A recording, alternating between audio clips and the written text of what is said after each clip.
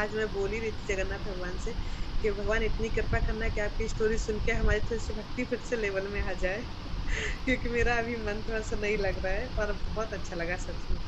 हाँ, माताजी 2 चीज़ है थोड़ा-सा कि सबसे पहले तो आपने बोला कि भगवान जिस पे कृपा करते हैं उसका सब कुछ छीन लेते हैं। यस। माताजी इस चीज़ का भय कैसे निकालें माताजी मन से? क्योंकि इसका भय लगा ही रहता है माताजी हमेशा। क्या लगता है भगवान सब कुछ छीन लेते हैं, धन, दौलत जो भी है सब छीन लेते हैं, छीनने की क्या ज़रूरत है? सीधी कृपा कीजिए मतलब मन में हमेशा यही आता है माताजी। और दूसरा हमें ये पॉइंट बहुत अच्छा लगा कि जब हम भगवान पे निर्भर हो जाते हैं, भगवान की भक्ति करते हैं, तो भगवान मतलब जो हमारी ज़िम्मेदारी वो सारी भगवान ले लेते हैं। मान-सम्मान जो भी है, तो फिर यहाँ उसकी पूर्ति हो गई थी लेकिन फिर भी माताजी आप बताएँगी तो और अच्छा अच्छा लगेगा माताजी। Yes, yes. हाँ, तो छीन लेते, एक छोटी सी स्टोरी उसमें बताती हूँ। एक बूढ़ी मैया थी जो कि भगवान श्री कृष्ण की द्वापर युग की बात है। भगवान श्री कृष्ण की बहुत बड़ी भक्ति, तो उसके लिए धन रिलेटेड, धन क्या था, एक गाय थी, बस एक गाय और कुछ नहीं था। एंड उसका मरने का टाइम आ रहा था एंड भगवान श्री कृष्ण ने कुछ ऐसा किया, उसके पास तो धन कुछ नहीं था, वो एक जो गाय थी वो भी मर गई। और उस वक्त अर्जुन ये पूछते हैं, तुम कैसे भगवान हो? वो बूढ़ी मैया तुम्हारे इतने बड़ी भक्तिन है, तुम्हें खाना दिए बिना वो खुद नहीं खाती, कुछ नहीं करती। एक ही उसके पास था, एक गाय थी, उसको तुम ले गए, मार दिया, कैसे भगवान हो तुम? उस वक्त भगवान ये कहते हैं कि ये जो गाय है इसकी एक ही संपत्ति है, पर मैं जो हूँ उसके परम संपत्ति हूँ, और ये मेरे पास आए ये मैं चाहता हूँ। और ये जो बूढ़ी मैया है 15-20 दिन के बाद मरने वाली है। एंड ये श्रीमद् भागवत गीता में बताया गया है, श्रीमद् भागवतम में बताया गया है कि जब हम अंत काल में, लास्ट टाइम में, हम जो सोचते हैं उसी योनि को प्राप्त करते हैं। और इसी आसक्ति के साथ, क्योंकि वो गाय से बहुत आसक्ति थी बूढ़ी मैया को, लास्ट टाइम में अगर वो गाय के बारे में सोचती तो फिर से उसको गाय की योनि में जाना पड़ता।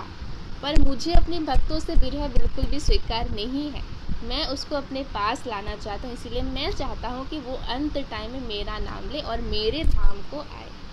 तो इसी वजह से मैं 15 दिन पहले गाय को मार दिया एंड उसके बाद जब लास्ट टाइम आएगा वो मेरे नाम लेगी और मेरे धाम पे आएगी।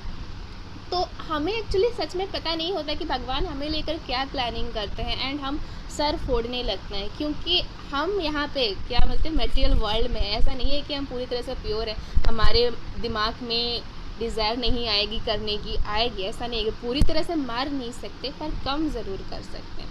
ये इसी विश्वास के साथ कि भगवान ने हमारे लिए, देखिए एक छोटी सी चीज़ है, 3 चीज़ डिफाइन होती है। फर्स्ट ऑफ ऑल हमने प्रीवियस जन्म में क्या किया है, अभी क्या कर रहे हैं, और भगवान की कृपा, ये 3 मिलकर हमारा प्रारब्ध डिसाइड होता है।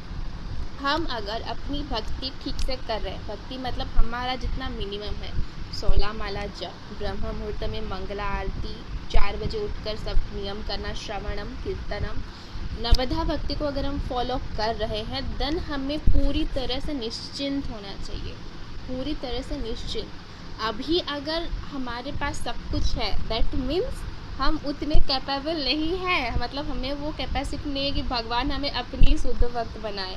जितने भी शुद्ध भक्त देखिए, कुंती महारानी को देखो, उनके जीवन में पूरी तरह से दुखी थी, द्रौपदी, कुंती, जितने सारे भक्त है, कोई सुखी नहीं है। कृष्णा भक्ति कभी सुखी नहीं हो सकते। सुखी देखिए 3 स्टेज होता है, कनिष्ठ अधिकारी, मध्यम अधिकारी और उत्तम अधिकारी।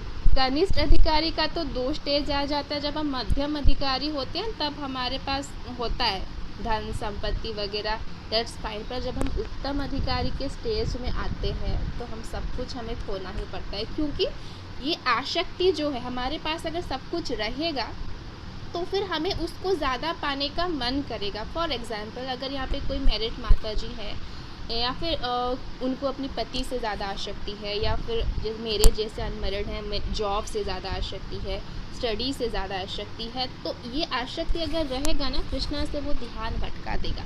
और यही आसक्ति के साथ अगर हमारी मृत्यु हो जाती है, फिर से हमें यहाँ पर आना पड़ेगा, जो कि कृष्णा नहीं चाहते।